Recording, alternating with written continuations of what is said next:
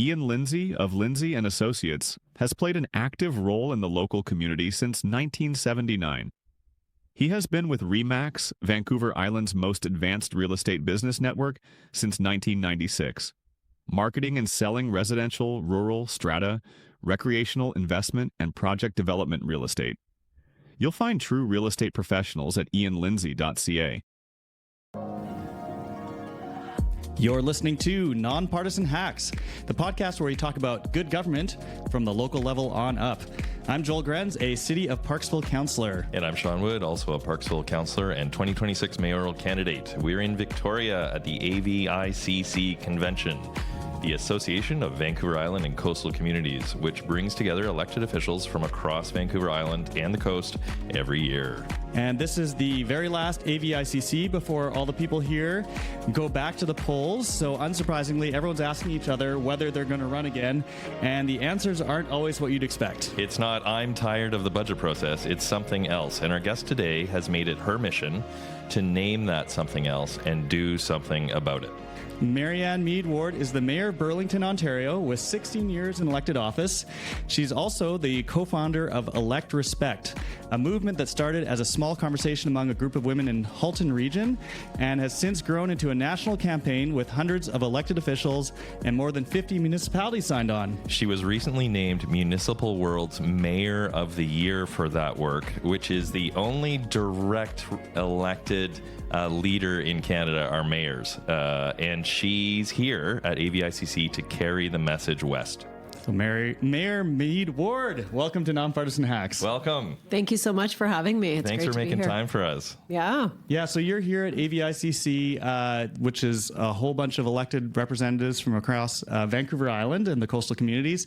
Why are you here? All the way from Ontario. Yeah, I was invited by Mayor of Courtenay, BC, Bob Wells. He heard about the ElectRespect campaign a couple of months ago, reached out, brought it to his council, and really saw the value of it and wanted to give it more attention. So invited me to come out here, and AVICC was wonderful, giving me a booth out front to spread the word. And people have been coming by my table and just talking about their experiences. And it's wonderful to have a community of support, but the downside of that is the fact that this ElectRespect is needed, that everyone has a story of some terrible behavior on their council or with public, and so it's really caught on, and it's great to see, but it's unfortunate that it has to exist at all. Mm-hmm. Yeah, we've got our pins on there. Sean's got his pins, so they are. Anyone who's watching will see the pins. They're very nice. Actually, I was wearing it yesterday,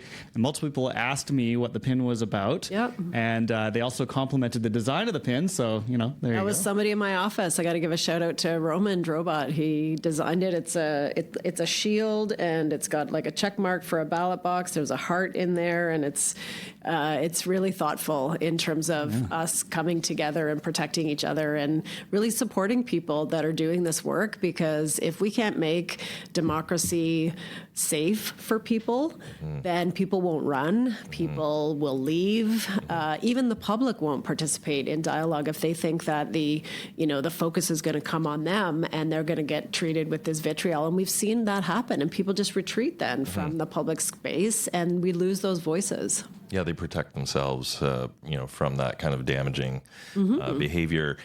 For the listeners, are there any situations that kind of jump out at you that kind of stand out as examples of behavior or conduct that would turn people away from running for elected office? Are there any kind of examples that pop up for you? Well, it's gone as far as death threats in my own case. So, and this is where social media has really become the fuel to the fire of spreading misinformation, abuse, toxicity. And it was Instagram, which we used to think of as the place for pretty pictures, of what you were doing or eating or travels or whatever. Yeah, to get away from the politics. Yeah, well, no longer, unfortunately. So somebody had been reaching out to my office with a blocked phone number, disguised email, sending threats, and then they finally used their Instagram account to send a death threat.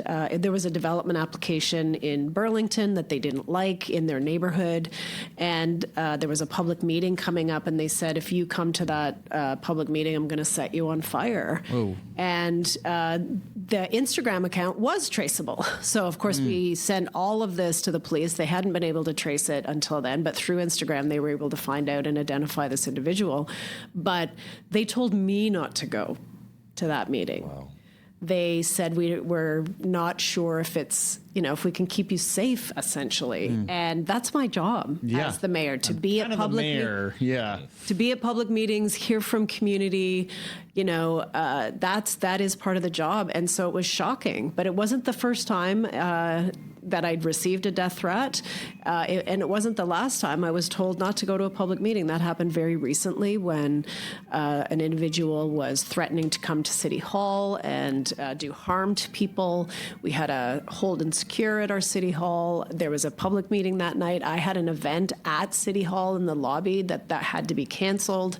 And then I was told not to go to that another public meeting that night because the individual was still at large. So it is seriously affecting my ability to do my job, but it's also terrifying, and not just for you, for your family. My family sees us, I'll never forget calling home and saying, I can't leave my office right now. And then it was on the news, and I called them to let them know, you're going to be hearing about this or seeing this imminently. There's a hold and secure. I'm safe. We're in our office, but had to turn out the lights, close the blinds, do all the safety protocols for a hold and secure. So it makes people think twice. And then people who might think about running see what you're being subjected to. So I don't need that. Right. Yeah. So it is also all of that bullying, misinformation, that toxicity up to and including threats to your personal safety. And, my message is people shouldn't have to choose between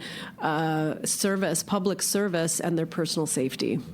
For anyone listening, though, the sirens that you're hearing in the background are not sound effects that we added to the podcast. Those just happen to be going on in the background. Yeah, it makes it unworkable, and security detail might be affordable at the provincial or federal levels, but at a municipal level, often, some sort of security detail that follows you around isn't in the budget. Security gets expensive. It makes the job next to unworkable, probably. Yeah, in our case, we have City Hall security that are in the building, but there was a time where they had to staff up right around this period where they sent security to my public meetings. And I wasn't really aware of the impact it was having on public until I was at a public meeting and people were starting to approach me, and then they stopped. And I thought, well, why are you stopping? And then I turned and I saw that the security guard was standing right there, this giant guy. And I'm like, could you just stand a little bit away? Nobody would come and talk to me because they were worried.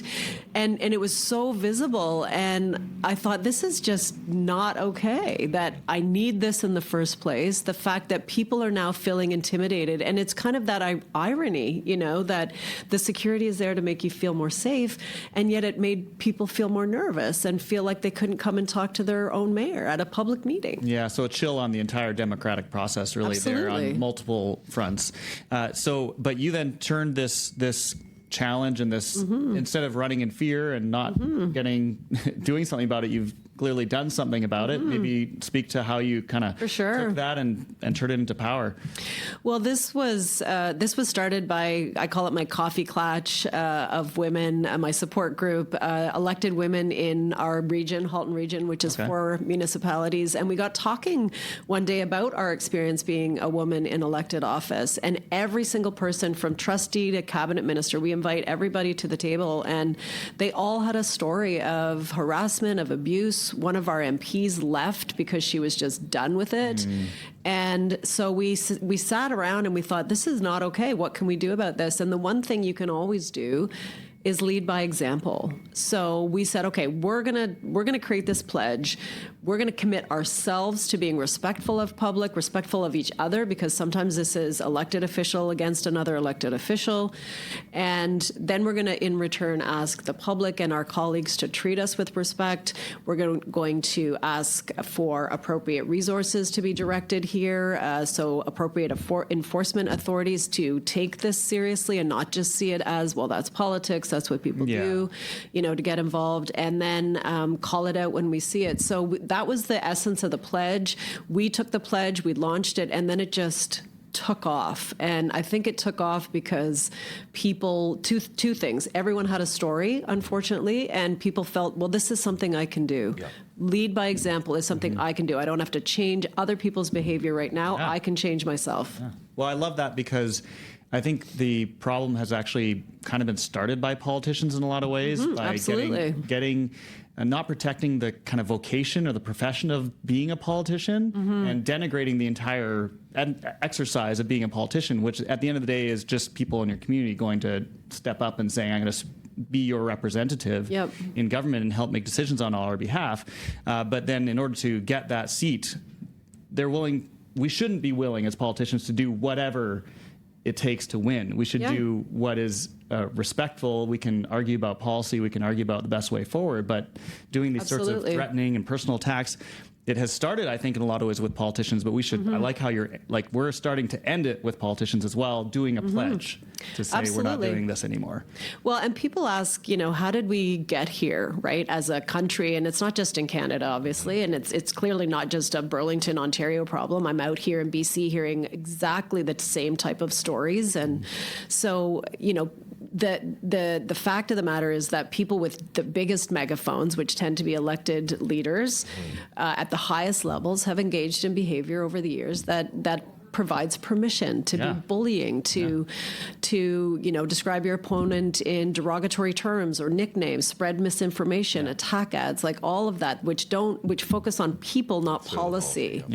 So if people are seeing that permission granted and that behavior at the highest levels, then they feel that they can do that. And so that's why it's become so powerful when elected officials say, I'm not doing it that way. This is about policy. This is about good dialogue. This is about democracy and debating the issues in an appropriate way. And that's what I'm committing to. And the public has really responded well to that. And we're trying to create a bigger megaphone to counteract the misinformation and that abuse. Yeah, and change the culture amongst ourselves as politicians. Yeah, absolutely. And when we take it out on the people instead of discussing the policy, it's really undermining our own argument because hey, I don't have any actually good arguments against your policy. So what I'm going to do is make fun of you as a person or take it out on you as a person. So really, it doesn't help your argument. It weakens it. It shows how weak it is. So. It's not a great tactic. No, calling somebody an idiot doesn't persuade them. No, you really got me now. Okay. I'll vote for it. This is why your policy is bad. No, it doesn't persuade, and I encourage people. I say have more respect for your own position on something to mount a credible argument and not get into personal attacks. And that I can see when I say that to people, sometimes they kind of think, oh, yeah, maybe I should go back to the drawing board and think about why I support this position and then put that case forward to see if I can persuade anybody. Yeah. Joel and I are very fortunate because I think we both kind of ran on that in this term, and our term has been relatively quite good. I think Pickering might come up to mind because we've hung out with one of those councillors in Ottawa.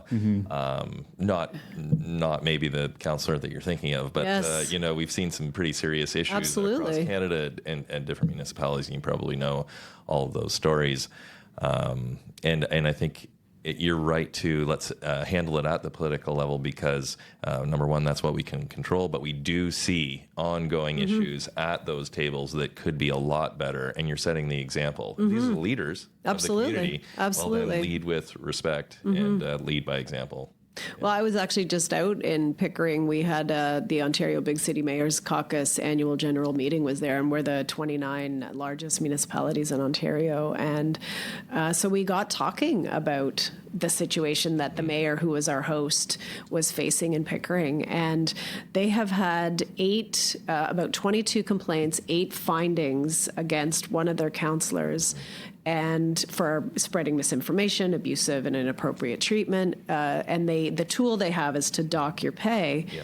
And that the mayor was telling me that this individual has not been paid for about 2 years, and yet continues. Not been paid at all. Yeah. Right, because the findings keep lying up, and it kept getting docked, and it just also shows just how limited. But they still have virtual council meetings because it's become so disruptive, and so it really then, as we were saying earlier, it affects your ability to do your job. It creates a really toxic environment for staff and council, and there's really limited tools at the municipal level to deal with somebody who is behaving in this way. And they've used every tool that they have, but the behavior hasn't stopped. It's continued. The community, she has a community of support behind her, and it's just become really, really unfortunate for the people just trying to do good work in their community. Yeah, we have talked about code of conduct at City of Parksville and our regional district, et cetera, and one caution that always comes up is it could be weaponized, because we are in politics, and so there's say a slate or a group at a table that can outnumber another group, and then you can file things, and then maybe code of conduct could be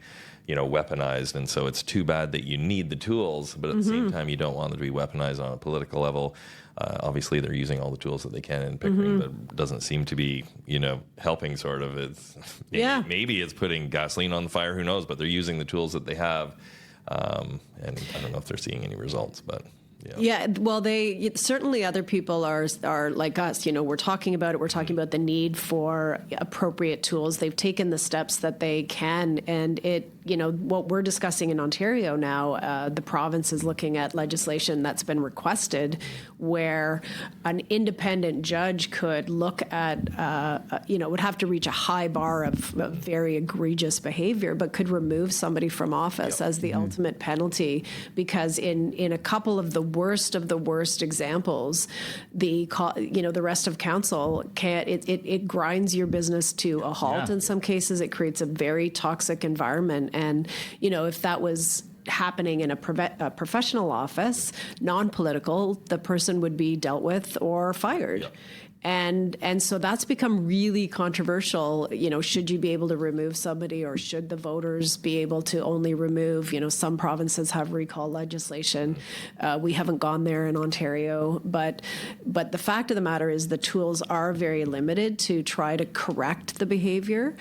And even when you use them, it often doesn't change, and it can be weaponized, and it can make things worse. So people will not file because the political, fallout of that, especially if there's a finding that, this wasn't great, but it doesn't reach the threshold, then it just emboldens now you've got the whole rest of the term to deal with the fallout from that. Exactly. And there are staff and people, in my own case, where, people have come to me and said, I've been treated this way. What can you do about it? And I've encouraged them to file a complaint, and they don't want to do that because they recognize there's a political price to pay as well. There are different tools that we've been mentioning here. Some of those are kind of more reactive tools, like after the fact is trying to deal with it. This program is a proactive one. Yes. Maybe get into some of the nuts and bolts of how you are trying to change the kind of culture and conversation. You mentioned the pledge. Maybe get a little bit into sort of like, what are the nuts and bolts? What are you actually asking of elected representatives in the wider community to do as part of this campaign?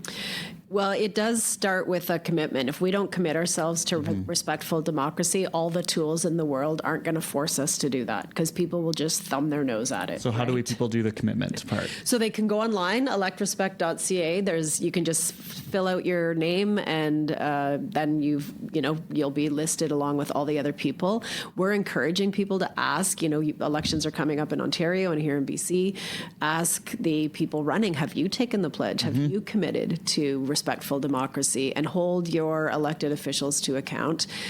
Councils can bring it to their tables. So there is a sample resolution online at electrespect.ca, and over 60 municipalities across the country have brought that forward. And then you got to live by it. So it's not enough to just say, I believe this, but if people haven't made the commitment, there's not there's a limited way to hold them to account, right? And so once they've made the commitment, then you have a stronger argument to say, hey, you said that, you pledged to this, your council said you were going to treat each other with respect, and now live up to that. Yeah. So sign the pledge, and that's something that anybody can do. Anyone can do when they're seeking office, have been elected to office, can go online, sign the pledge, and then they'll show up on the website as having signed the pledge.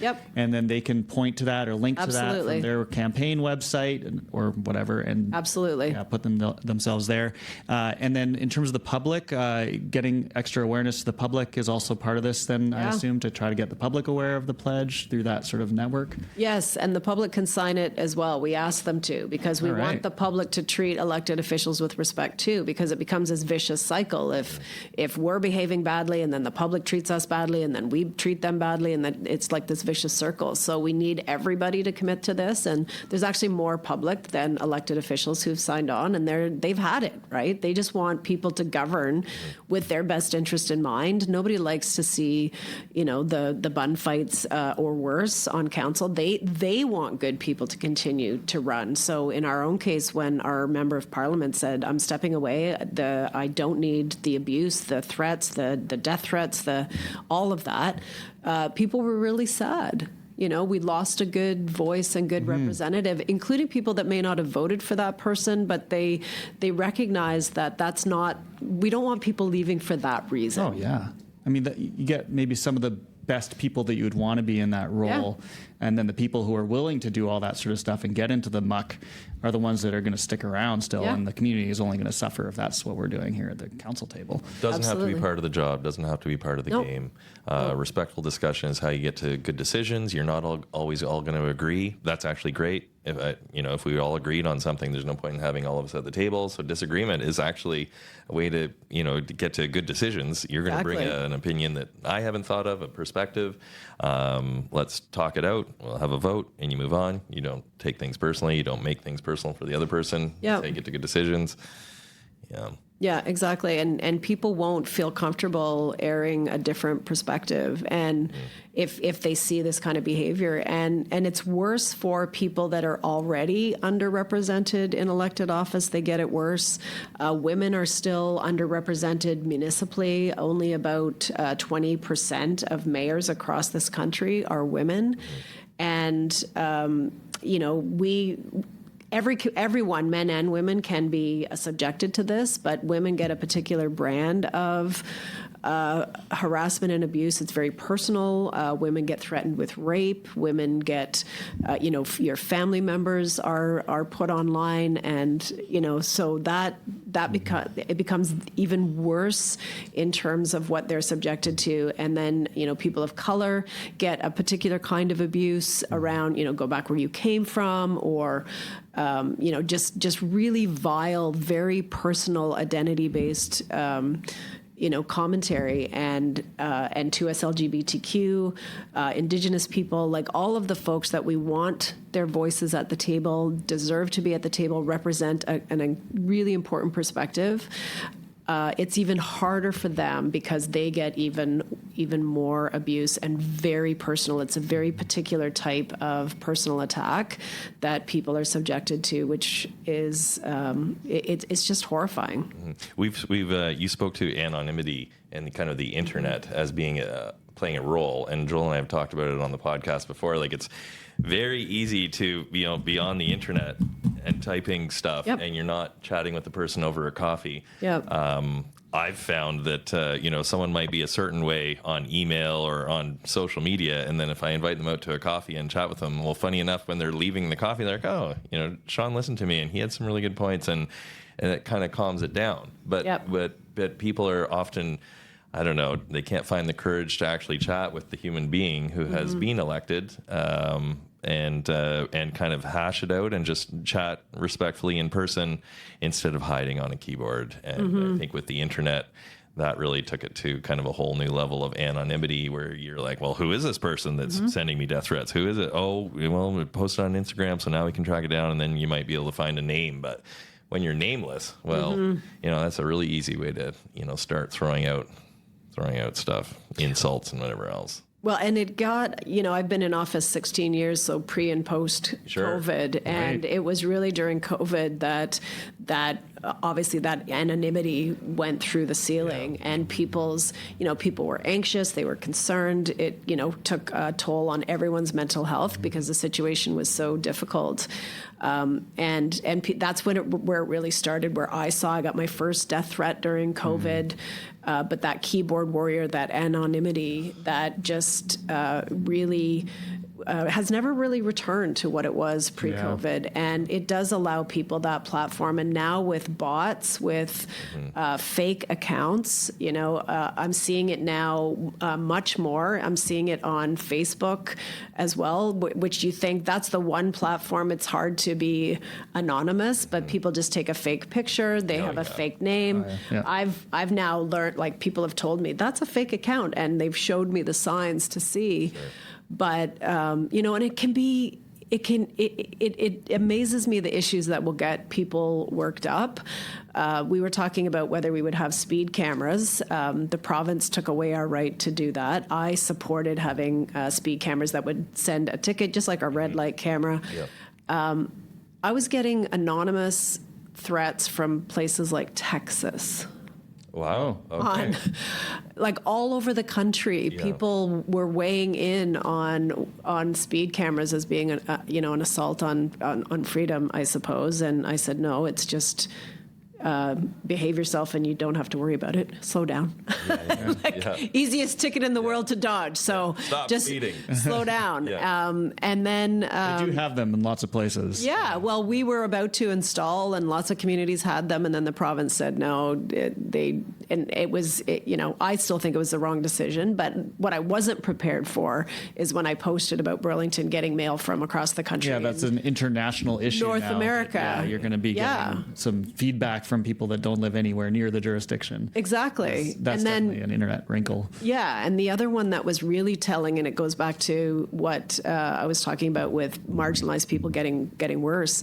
I posted about AVICC, and initially it was people in my community saying, thank you for recognizing this. It was like the simplest, for those celebrating, we honor that, and, have a great day. And again, around, all of a sudden I'm like getting pinged like crazy, and it was people that were, it just went right off the deep end. We had to turn off comments. Well, after again, a while. to your point, like probably bots, probably not actually real people. We had a controversy years ago in Parksville where a mayor was writing op-eds under a fake name into the newspaper. And today that's like, that's cute. That's adorable. It's like most of the letters to the editor are in the comments section. So many of those are they're just astroturf for fake people or alternate egos, or So, our city had to turn off the comments just permanently on the city, say, Facebook account or something, just because if you're going to have them turned on, you'll have to manage them. So it's just easier to turn them off, and so that's what the city has done. We're still on social media and manage our comments, et cetera, but. Well, it becomes a platform for spreading hate, misinformation.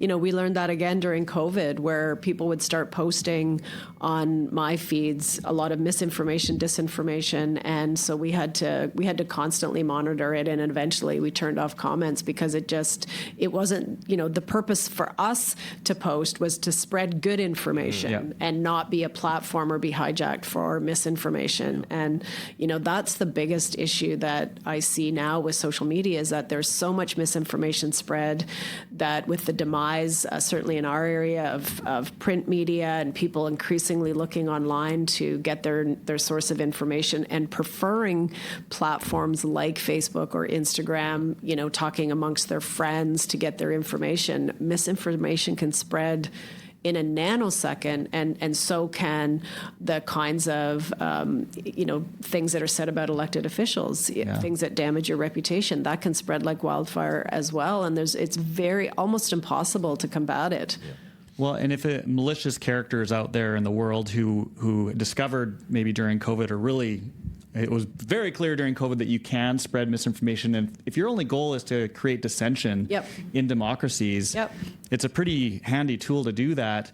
And now we've just seen that more and more on every level of government. So I think what you're doing here is really great, because it saying, okay, for politicians, we are not participating in that. And we should all recognize that what's happening in the comment section may not actually be a reflection of what the community is really thinking, because the people that are talking in those comment sections may not actually be in the community. They may be Texas bots.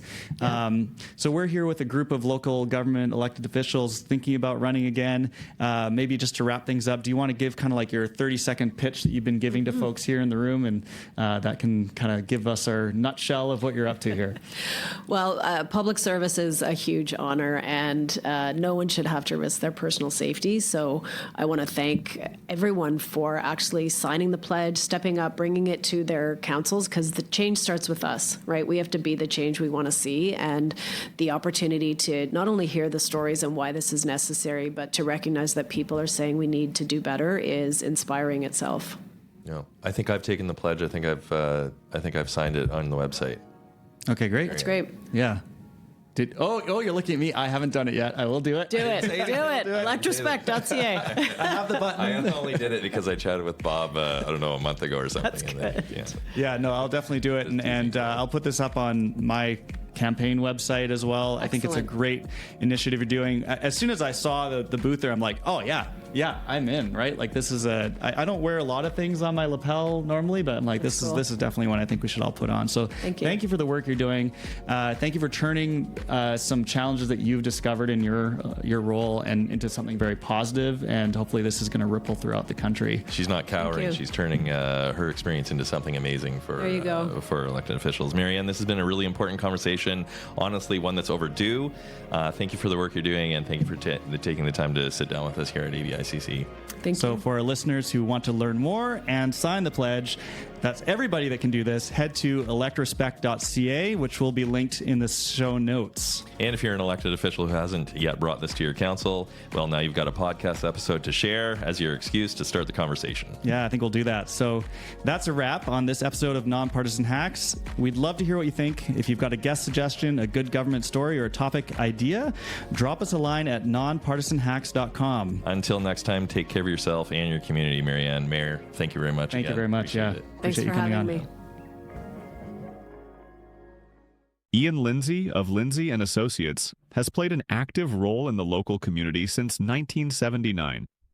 He has been with RE/MAX, Vancouver Island's most advanced real estate business network, since 1996.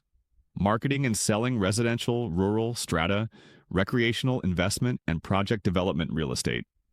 You'll find true real estate professionals at ianlindsay.ca.